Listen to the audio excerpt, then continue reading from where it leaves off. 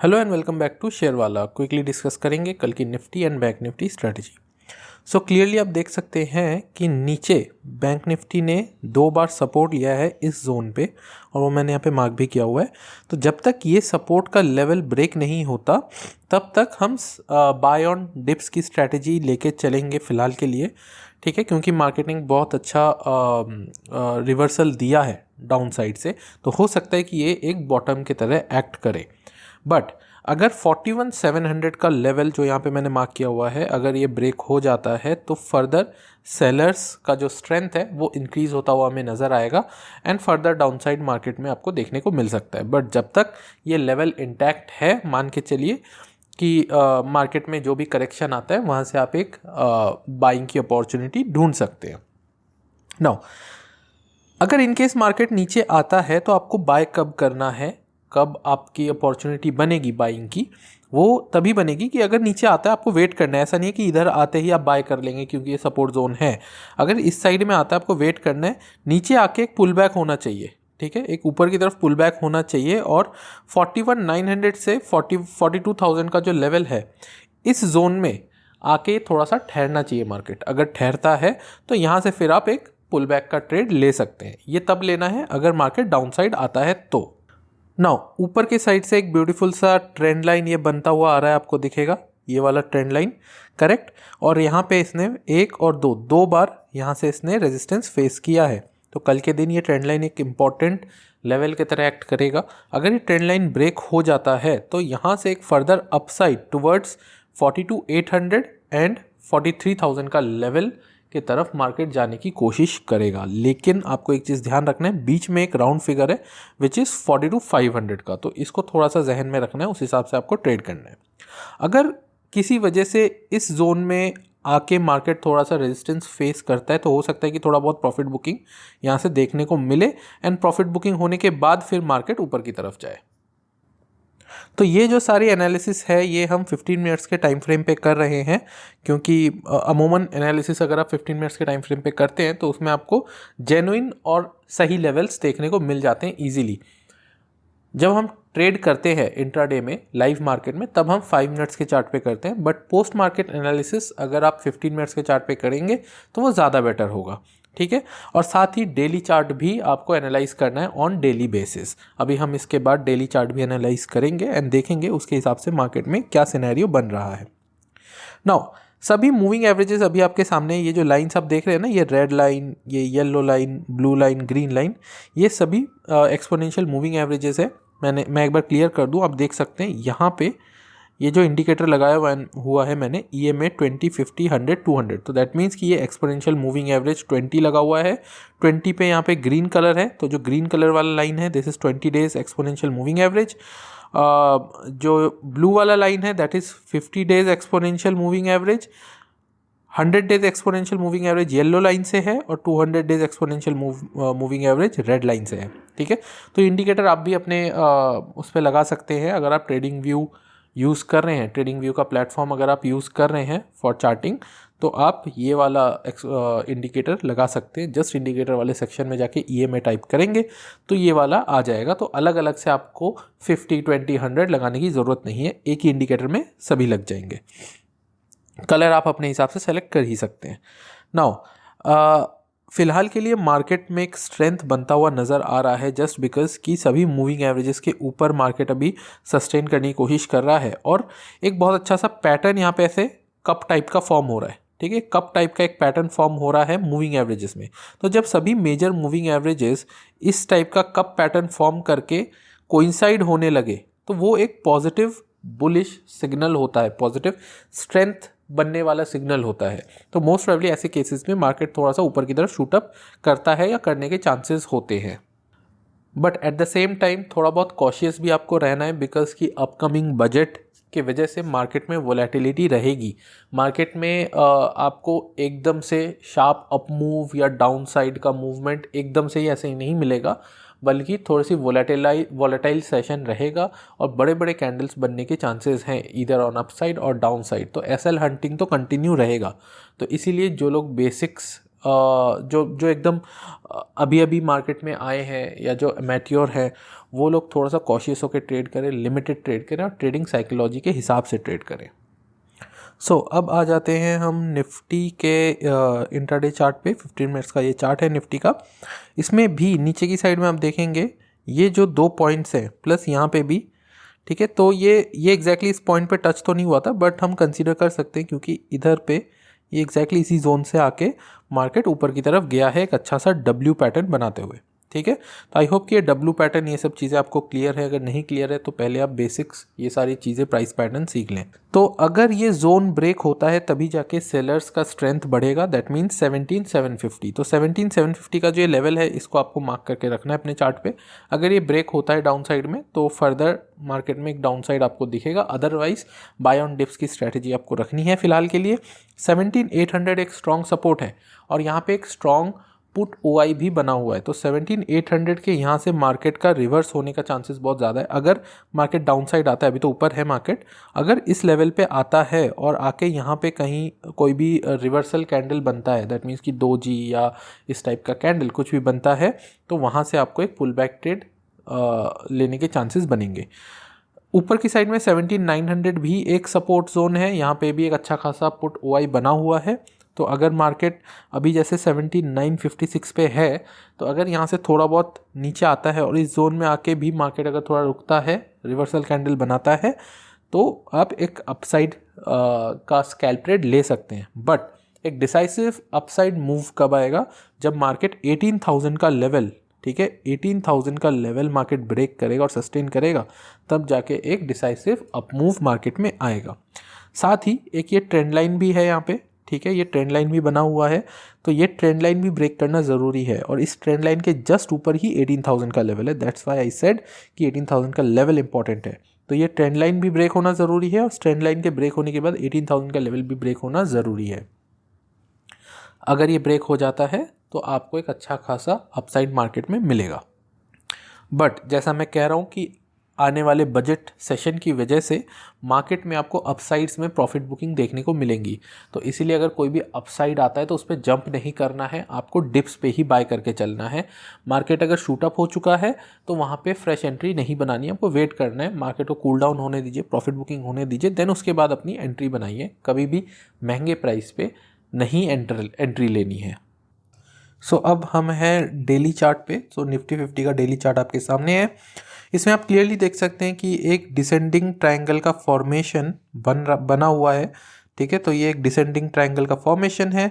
Down side में market ने 2 बार support face किया है निफ्टी 50 ने। तो देखना ये है कि कल के दिन या आने वाले दिनों में मार्केट इस ट्रायंगल पैटर्न को ब्रेक कर पाता है या नहीं पाता है। अगर ये डाउन साइड में इसको ब्रेक करता है तो यहाँ से फिर ये 200 डेज एक्सपोनेंशियल मूविंग एवरेज है जिसको टच करने की कोशिश करेगा मार्केट, और एक डाउन साइड का हमें रैली मार्केट में देखने को मिल सकता है, एक्सटेंड होता हुआ फर्दर दिख सकता है डाउन साइड की रैली। नाउ अगर इस पैटर्न को ऊपर की साइड में ब्रेक करता है, दैट मीन्स कि ये जो ट्रेंड लाइन है इसको ऊपर की तरफ ब्रेक करता है, तो एक फ्रेश रैली का जो चेंज है, जो अभी डाउन ट्रेंड चल रहा है इसका जो चेंज है वो हमें आता हुआ नजर आएगा मार्केट में। तो 18,000 का लेवल क्लियरली एक इंपॉर्टेंट लेवल होगा। अगर ये ब्रेक होता है, इसके ऊपर सस्टेन करता है, तभी जाके ये रैली फिर आगे की तरफ जाएगा।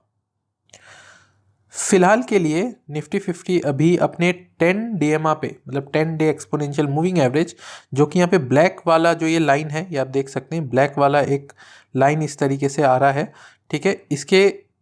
इस पे अभी रेजिस्टेंस फेस कर रहा है। अगर इसके ऊपर ये जाता है तो अपने 20 DMA को ये टच करने की कोशिश करेगा और ठीक उसी जोन में 20 DMA पर ही 50 डेज एक्सपोनेंशियल मूविंग एवरेज भी ठीक उसी जोन में लाई कर रहा है। तो ये एक स्ट्रॉन्ग रेजिस्टेंस है, ठीक है। तो ये एक स्ट्रॉन्ग रेजिस्टेंस है। जब तक 20 DMA और 50 DMA ब्रेक नहीं हो जाता निफ्टी 50 का, ऊपर सस्टेन करना थोड़ा सा डिफिकल्ट होगा। तो इस लेवल पे ध्यान रखिएगा। आप भी अपने चार्ट पे ये 20 DMA और 50 DMA लगा के इस चीज़ को एनालाइज कर सकते हैं। नीचे की तरफ अगर हम देखें तो RSI और MACD लगा हुआ है। RSI में एक क्लियर आप देखेंगे कॉन्वर्जेंस बन रहा है निफ्टी 50 में। तो RSI कंटिन्यूसली ऊपर की तरफ जा रहा है और निफ्टी 50 जो है नीचे की तरफ आ रहा है, तो इसको हम एक कन्वर्जिंग पैटर्न बोलते हैं RSI का।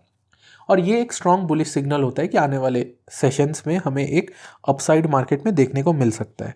तो इस चीज़ को आप ध्यान में रख सकते हैं, यहाँ पे एक RSI कन्वर्जेंस का फॉर्मेशन हो रहा है,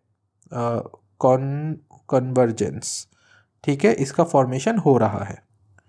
तो अब हम हैं बैंक निफ्टी के डेली चार्ट पे। तो इसमें भी आप देखेंगे कि RSI का कन्वर्जेंस यहाँ पे क्लियरली आपको दिखेगा, ठीक है। तो इसमें भी एक बुलिश सेंटिमेंट कहीं ना कहीं क्रिएट हो रहा है अगर हम सिर्फ RSI की बात करें।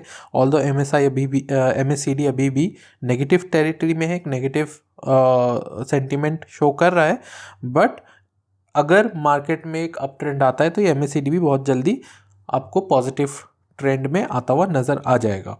नाउ डाउन साइड में एक ट्रेंड लाइन मैंने बनाया हुआ है और अप साइड में भी ट्रेंड लाइन यहाँ पे बन रहा है, आप क्लियरली देख सकते हैं। ये ट्रेंड लाइंस एक इम्पॉर्टेंट सपोर्ट और रेजिस्टेंस की तरह एक्ट करेंगे फिलहाल के लिए बैंक निफ्टी का। तो अगर ये इस ट्रेंड लाइन को ब्रेक करके नीचे आता है तो डाउन साइड में 100 डेज एक्सपोनेंशियल मूविंग एवरेज है, तो ये इसको सपोर्ट देगा। तो डाउन साइड में अगर मार्केट आता है तो मुझे लगता है 41,500 तक का जो लेवल है ये मार्केट शॉर्ट टर्म में दिखा सकता है डाउन साइड में। ऊपर की साइड का जो रेंज है दैट इज अप्रॉक्सीमेटली 43,000, ठीक है, 43,000 से 43,500। तो ये जोन रहेगा आने वाले सेशंस में, आने वाले 2-3 हफ्तों में। तो इन जोन्स पे आप ध्यान रख के चल सकते हैं। अगर मूविंग एवरेजेस की बात करें तो यहाँ पे सभी एक्सपोनेंशियल मूविंग एवरेजेस के नीचे है, जो भी मेजर मूविंग एवरेजेस हैं 50, 20 एंड 10 DMA के नीचे है फिलहाल। बट अगर इसके ऊपर सस्टेन करेगा मार्केट तो कोशिश करेगा कि ये जो ऊपर वाला ट्रेंड लाइन है इसको ब्रेक करे। सो अब हम क्विकली देख लेते हैं OI चार्ट को। तो बैंक निफ्टी का OI चार्ट फिलहाल के लिए हमारे सामने है, ये जो करंट वीक की एक्सपायरी है उसका ये चार्ट है। और इसमें आप क्लियरली देखेंगे एक चीज़ कि जो पुट राइटर्स हैं वो 42,000 पे मैक्सिमम है, और कॉल राइटर्स की बात करें तो वो फ़िलहाल के लिए 42,500 के लेवल पे बैठे हैं, फॉलोड बाय 43,000, ठीक है। तो ये लेवल्स इंपॉर्टेंट है और मार्केट अभी कहीं ना कहीं 42,500 के आसपास ही है, ठीक है। करंट जो मार्केट का क्लोजिंग है वो 42,483 है, which is almost near to 42,500। अगर कल के दिन मार्केट गैप डाउन के साथ ओपन होता है तो उस केस में आपको ये लेवल ध्यान रखना है 42,000 और 42,100। इस जोन से मार्केट एक रिवर्सल वापस से दिखा सकता है।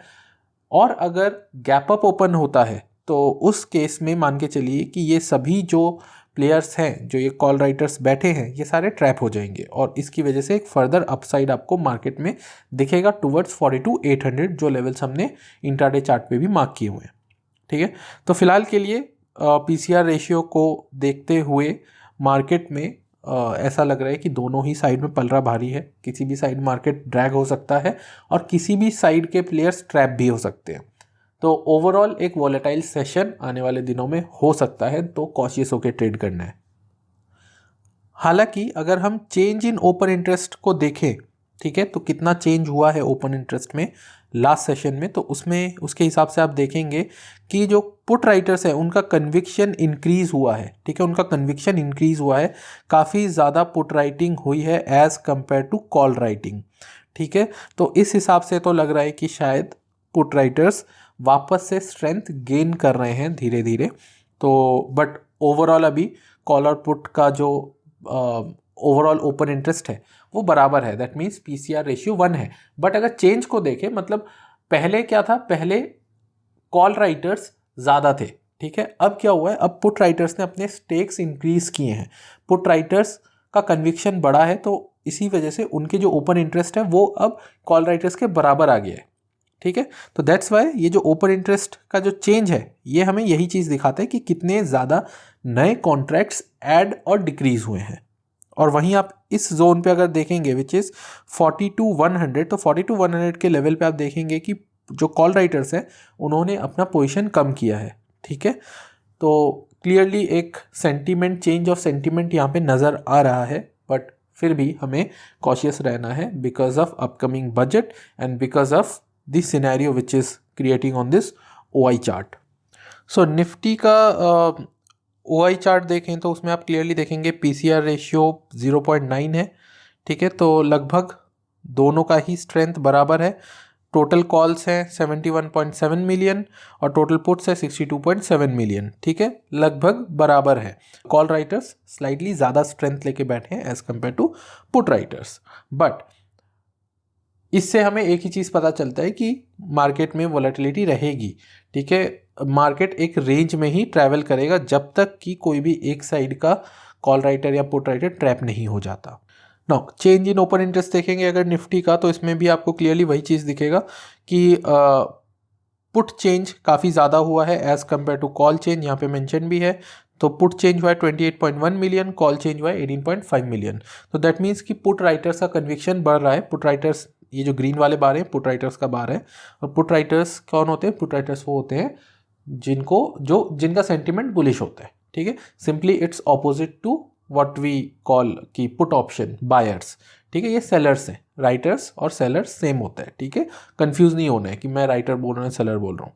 तो अगर पुट बायर बियरिश होता है तो पुट सेलर बुलिश होता है। तो यहाँ पे इन जोन्स पे आप देखोगे विच इज़ 17,900 17,800, इन जोन्स पे जो पुट सेलर्स हैं उनका स्टेक बढ़ा है, ठीक है, उन्होंने अपना ओपन इंटरेस्ट बढ़ाया है। वहीं अगर आप कॉल राइटर्स का देखोगे तो कॉल राइटर्स का जो ओपन इंटरेस्ट है, चेंज इन ओपन इंटरेस्ट, वो कम है as compare to put writers.